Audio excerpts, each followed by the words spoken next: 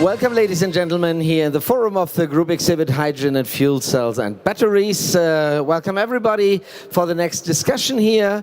Please follow our next discussion with Johannes Daum. He is Head of Program Mobility and Fuel Strategy of NOW GmbH, and we will be talking about reducing emissions in the heavy duty sector. Mr. Daum, very welcome here.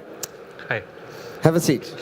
Thank you. Yeah, and whoever has a question to Mr. Daum, just raise your hand and be with us and ask the question right away. We're going to talk about, very bright mode about the heavy-duty sector, because everybody is talking about clean mobility, the transition in mobility.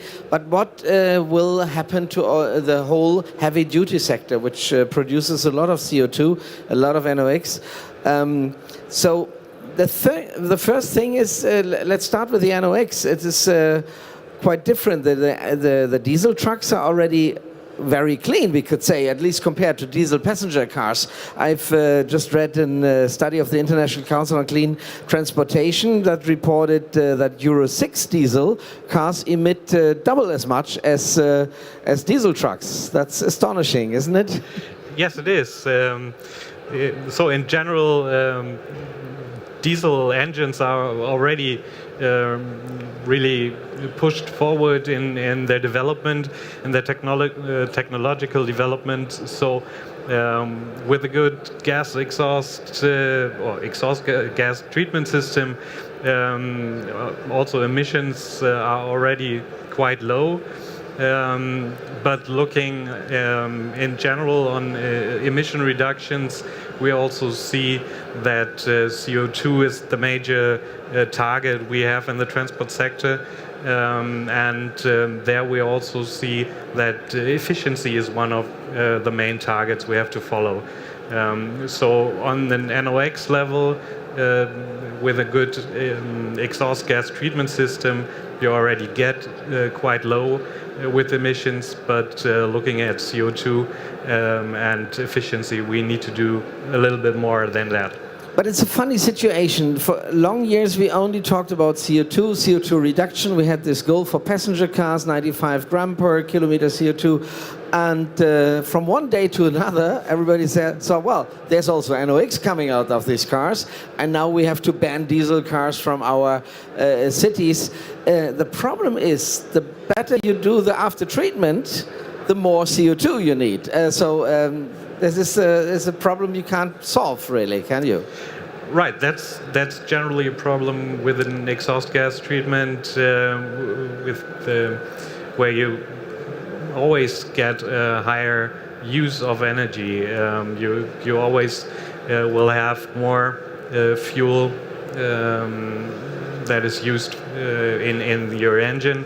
So the way forward in a long-term perspective is to move away from the combustion engine to electrified transport. So yeah, that's the way to go. There are people that still believe in the internal combustion engine and say, well, we can be more and more efficient, and that might be the better way, because, like, say, 5% better in an internal combustion engine will give us a lot of CO2 emission less than, let's say, 2% of cars will be hydrogen powered. Well, if you, in the short term, if you introduce emission-reduced fuels into an internal combustion engine, and you're using, for example, biofuels or power-based fuels, e-fuels, you're reducing a lot of emission or CO2 emissions, because at the moment the energy used in transport is really high. We have like 50 million tons of fuel used in transport. But, well, as I said, there's another target we're having, that's energy efficiency. and with an electric engine, you're always on the better way to reduce also the overall energy that is used. Plus, you get rising CO2 emission reduction because of the higher share of renewables in the grid. Maybe, Mr. Daum, we should go the first step in heavy-duty vehicles to reduce emissions by electrify the powertrain of heavy-duty vehicles, like hybridization. And it sounds funny, but you can have a hybrid truck which can recuperate very well. This is an interesting opportunity for heavy-duty trucks. Well, definitely with the high weight of a car or of a vehicle, you have also high mass that is used for recuperation. And some interesting fact, I think, is this new electric dump truck that is used in mining in Switzerland. That is, well, that's not hybridized. It's an fully electric truck, but that recuperates enough energy by going downhill, fully loaded, to go uphill again afterwards. So that's like kind of a perpetuum mobile. Perpetuum mobile, right? It's very nice, yeah. Just by the load that it takes, it earns so much energy that it can go up again. Yeah, right. Good idea. Yeah, and also on highways, if they have to brake, it gets so much energy that it will help also for peak loads, for instance. You know, if you can cover the peak loads that a truck will need, let's say for climbing up hills, you only need a smaller engine, and that will help to reduce the emissions much more. Right, that's definitely the first way to go to also improve efficiency of the internal combustion engine with all possibilities technology gives you today. But that can only be the first step before we go to the next technologies. Another technology that is used in the short term might be so natural gas, LNG, CNG, that is used in trucks already today, where you can reduce emissions like NOx and particulate matter already, but CO2 emission reduction is limited at the moment. So that all leads to a mix that we will have also in the heavy duty sector, as in general in the transport sector, I guess, that we will see different technologies that are fit to the application they are used for.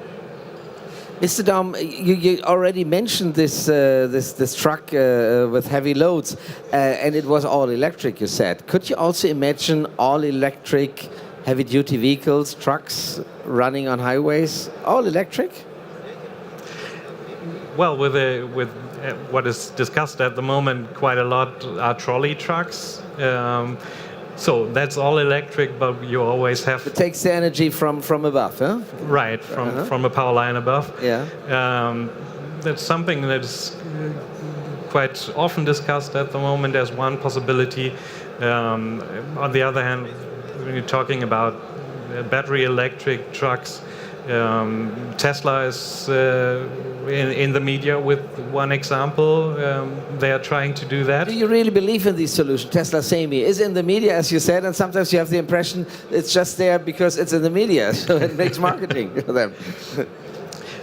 Well, it is really important to do something in the transport sector. So everybody is looking for a solution. As I said, I guess it depends on the application, which technology will be sufficient.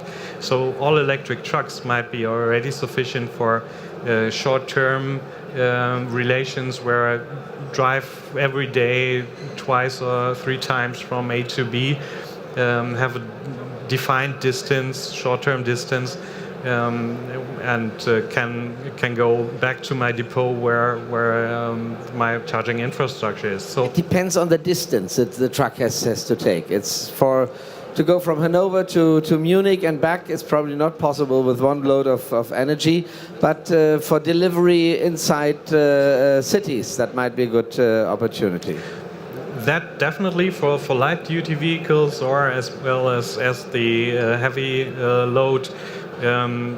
If you're driving into the city, you're like the parcel services, for example, they deliver quite a lot, and their electric mobility can also have quite good advantages in because of their. They're really quiet, and maybe you can use also night times for delivery. It takes such a long time until the big OEMs show something, a pure electric vehicle. Daimler does with a Fuso e-Canter already, but maybe Street Scooter will take the lead in the end, because they really brought full electric delivery cars on the road. Right, they understood what was needed in the market quite early and defined a car that is really focused on the usage and their application that they need. It is not the most comfortable car. It is really functional and working for delivering the parcels. And we don't talk about small money. It's a big market. There's a McKinsey study that says the e-truck market share could reach 15% by 2030, which is huge. It definitely is huge, and I guess they also said in the light duty vehicles they see up to 35% until 2030. So you can see that for battery electric vehicles, the first step will be more like the light duty vehicles for short distance trips. Well, definitely the market needs something, and we see that if you look at the traffic prognosis of the Ministry of Transport, until 2030, the transport services are rising significantly. We have, I guess, 39% rising transport services, so on road transport. So it is clear that we need to do something in that area, and we need to improve CO2 efficiency. I've been sitting here 2 hours ago with Professor Shepard, and she told me, well, we need to find new business cases for clean fuel applications. Also in heavy duty trucks, we could think of new business cases. Well, an electric truck is very quiet and has no emissions, local emissions at least. So it could be a good way to deliver goods even at night, even in residential areas. Right, that's definitely one of the big advantages that can be used. So there are already discussions about logistic concepts to deliver with the bigger trucks at night time into the city, and to deliver the parcels with little electric cars or even bikes in the city centers, as well as it is definitely like an incentive for delivery companies also to go in the city center out of the limited time frame they have at the moment.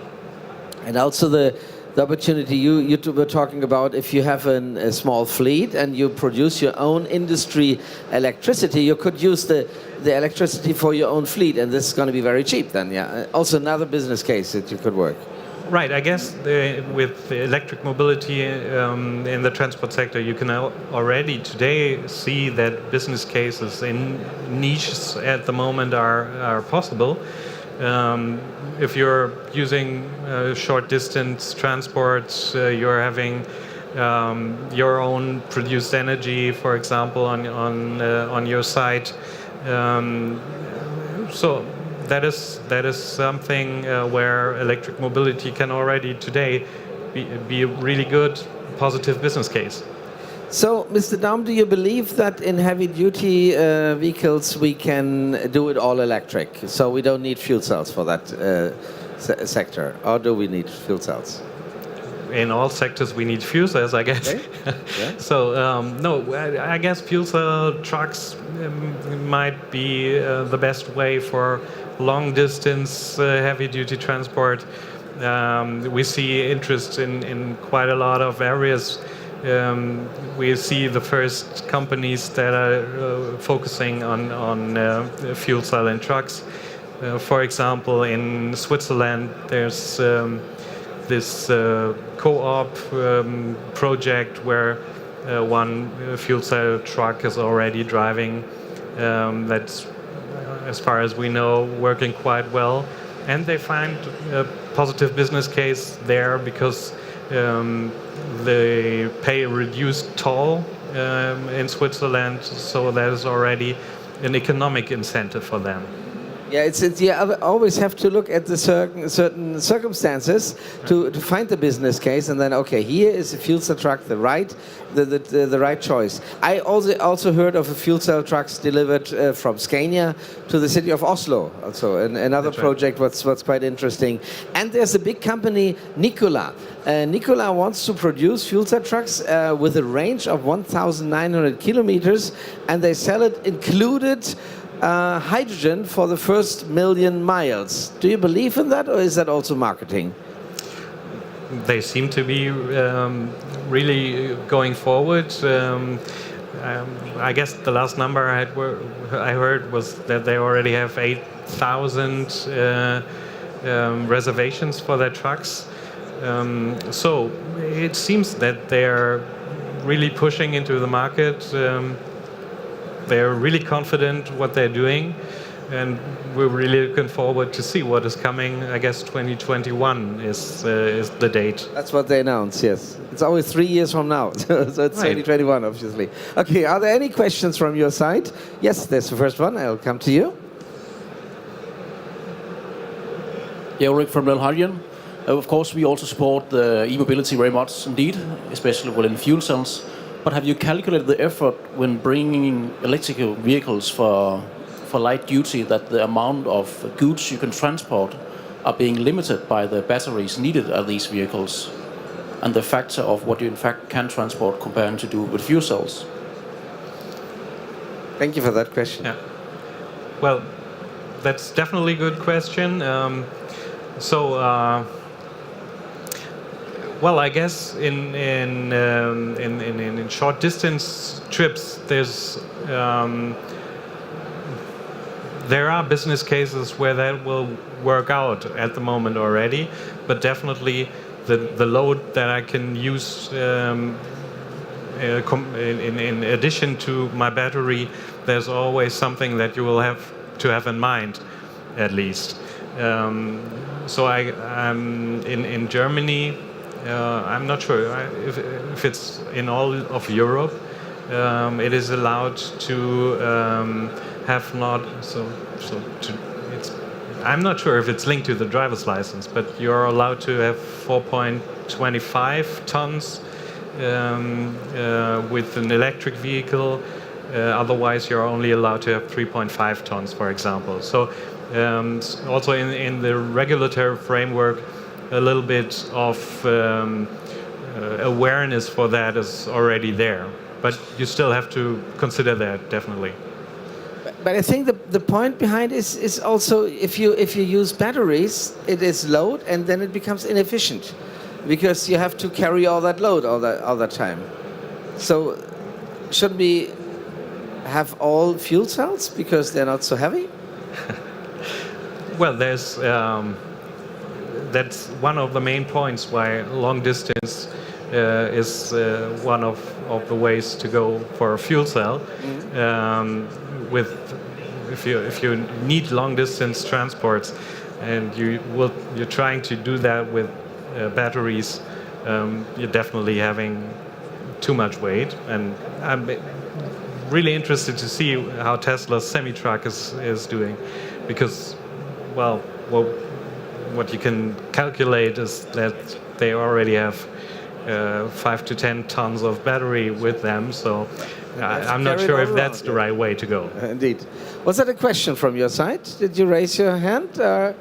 You're still thinking about it? I come with the microphone to you, so you have time to think about your question then. Well, I'm not a mechanical engineer, and I'm an electrical engineer, so I don't know how all of the calculations work out for weight and efficiency and distance.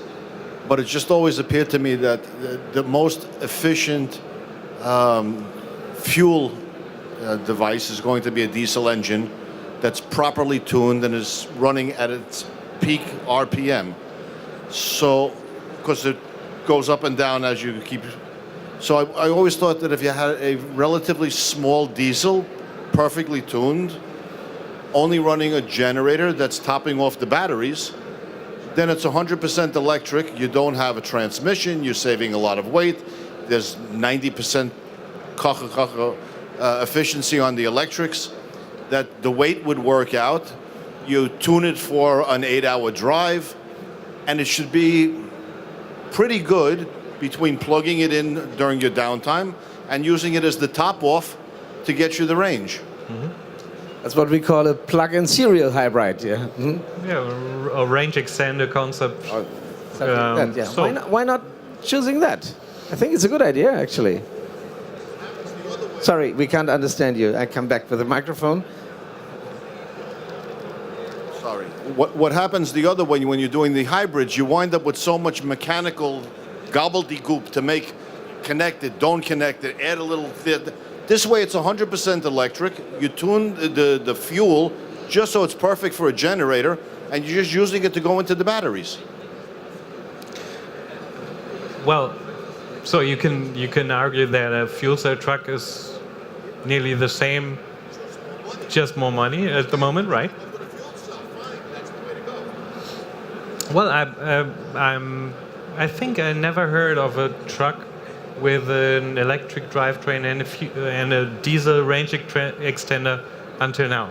So I guess you have to ask the OEMs why they do not do that.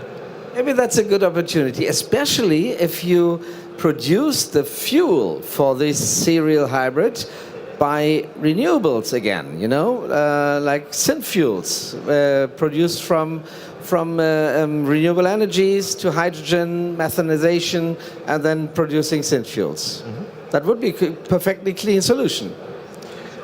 Yes, definitely. If you so at the moment discussions are already focusing on e-fuels in a lot of sectors, and we definitely see that they are coming. Like for marine applications, for aviation, but also maybe for road transport in a limited way.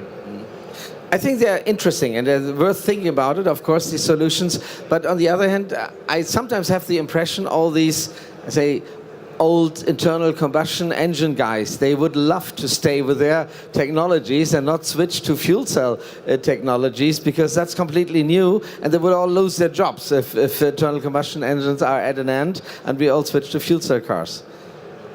But they are more efficient, you can really say. Even they're more efficient than a serial hybrid. Well, the electric engine is really efficient, combined with the fuel cell also still really an efficient way to go. And as I said, efficiency is also one of the targets that we're having. So we need to also follow that way. Very good. Oh, there's one more question, but we're running out of time. Short question, Brian, short answer. So we had someone up on the stage who provides solid oxide fuel cells that use diesel fuel. And the idea is Germany has this fine particle dust that we have to get rid of. So why would you want a combustion engine? The whole point is to get clean vehicles into the city. Wouldn't you prefer to have a solid oxide fuel cell running with an electric vehicle?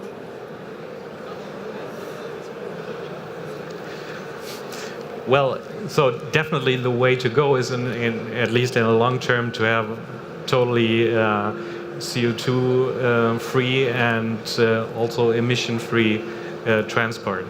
So I guess using combustion engine will, in most applications, be like something for the next 20, 30, 40 years. But the way to go in general is to electrify transport. Maybe one day we will see solid oxide fuel cells in cars as well. And I know there are companies working on it, of course. I would like to thank you very much, Mr. Daum, for this interview with you. We covered a whole lot of range and we exceeded our time as well. I have to apologize for that. But anyway, thank you very much for the discussion with you and thank you for joining with us. Thanks.